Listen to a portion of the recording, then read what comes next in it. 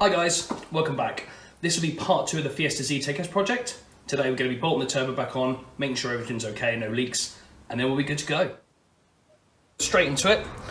From the original turbo, we removed the oil return pipe feed, just two hex bolts there, and I've put it back on the new turbo with a new gasket. So let's crack on and get this thing fitted.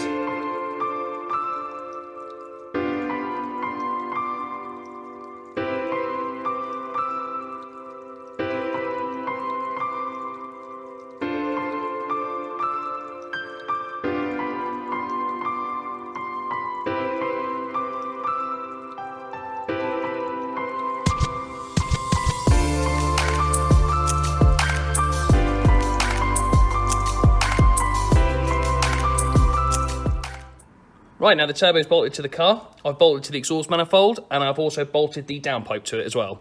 All that's left to do now is do up the oil return pipe, fit the oil feed pipe with a new banjo bolt and copper crush washers, and then it's just all the intake piping. Let's get to it.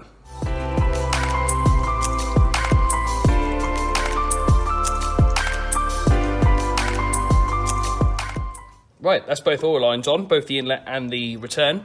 All that's left to do now is all the intake piping.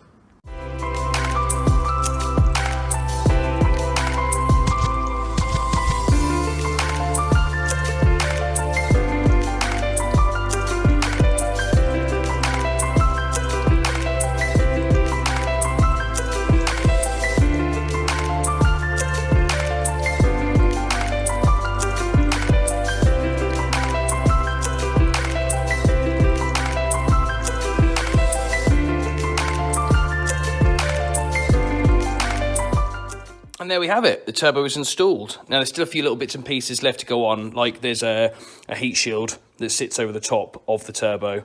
But first I want to make sure that it all starts up okay and that there's no leaks or issues. There we go, good as new. Right, battery's in place. I've put about 4 litres of oil in, so that should be fine for first start and just running up to temperature. Right, let's give it a go.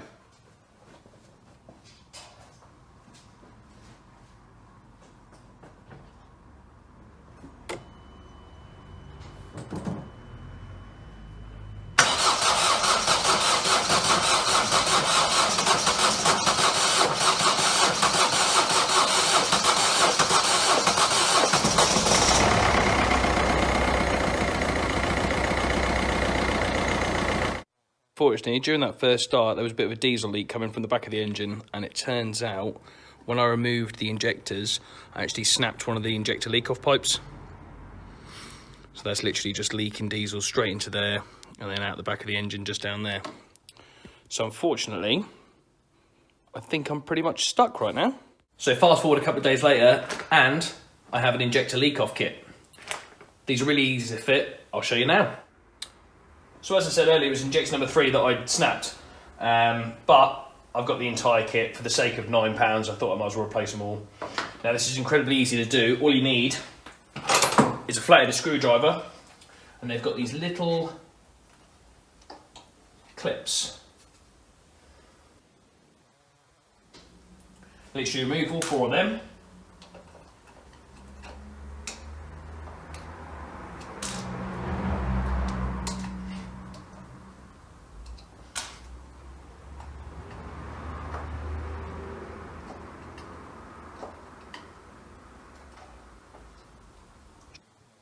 Ping them off across the garage, and then they should just pull out like so.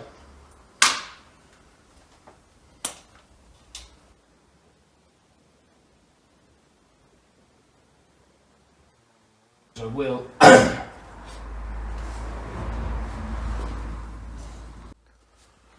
what I will do though is I will disconnect the injectors just so I've got a little bit more room and I don't have to wind the tubing in between the cables.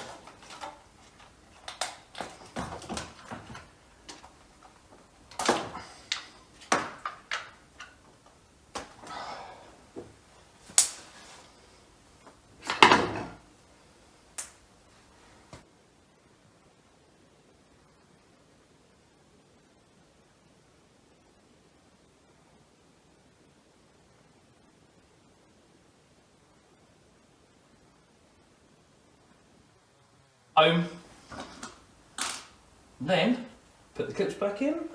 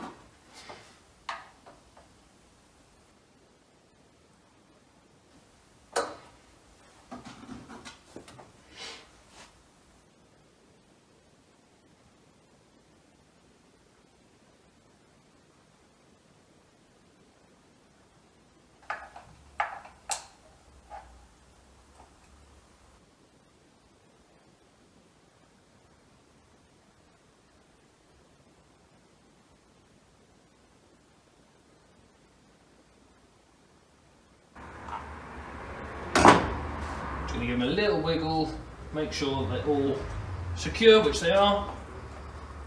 Reconnect the injectors up.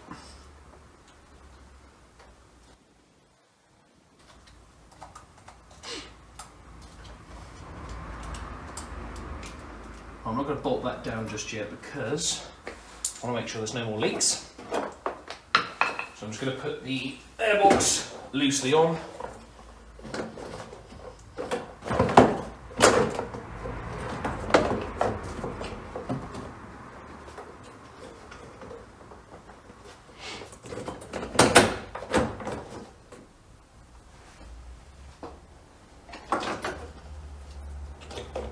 That's just loosely on, just for the purpose of starting it up, make sure there's no leaks.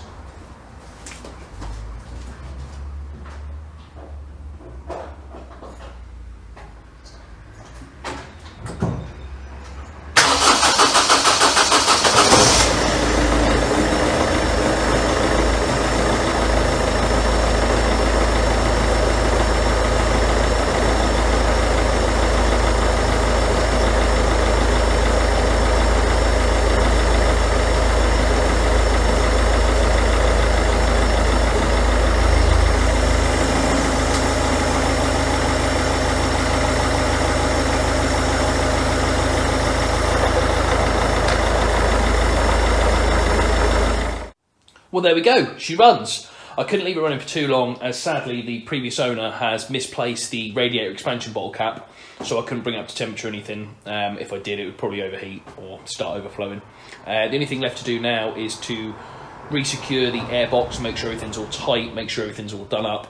I know that the battery isn't completely secured in there just yet as well. And then after that, I literally just need to get another radiator expansion bottle cap and then go for a drive.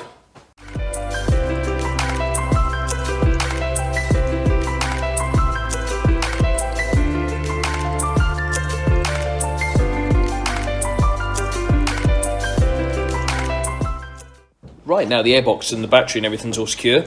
The only thing I need to do now is check the oil level, and then it's just a case of getting a radiator cap and then we can go for a drive.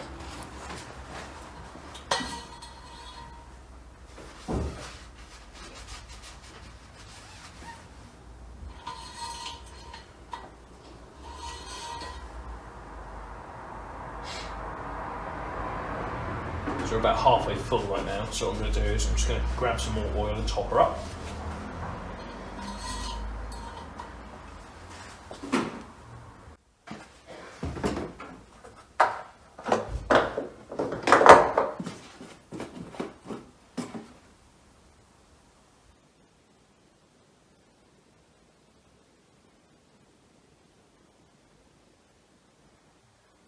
Let's see where we're at with that.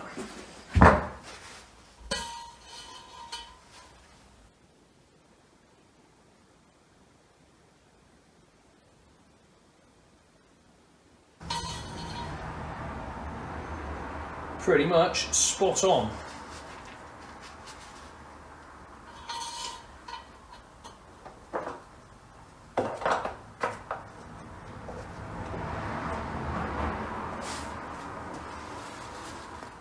So with the mechanical issues that she first rolled into the workshop now complete, she's pretty much mechanically sound.